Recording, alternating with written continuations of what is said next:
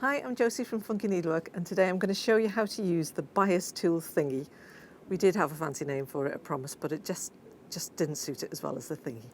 So I'm going to show you how to use this to make the bias lead that you use on quilts.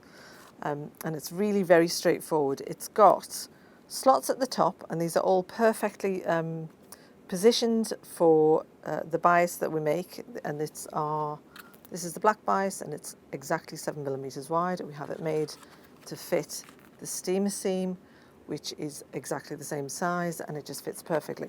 Now, up until now, we've just sort of put it on with our hands and pressed it on into place, which works. But if you want a little bit of a faster method, this has also now got 2 slots in it. So you can put the bias through the bottom one, pin it on your ironing board, and then you put the steamer seam through the top one, and it will guide it on into place.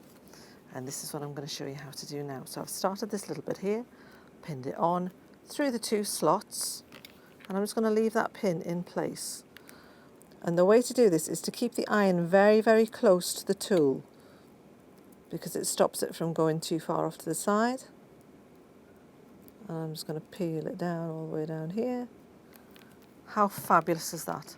No burnt fingers, bias perfectly positioned. Leave it to cool for a couple of seconds, and then snip it off, and you're ready to do another one. You can leave it in there, or you can take it out. So this is how you use the Funky Needlework bias tool thingy.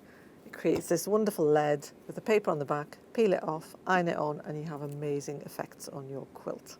Thank you.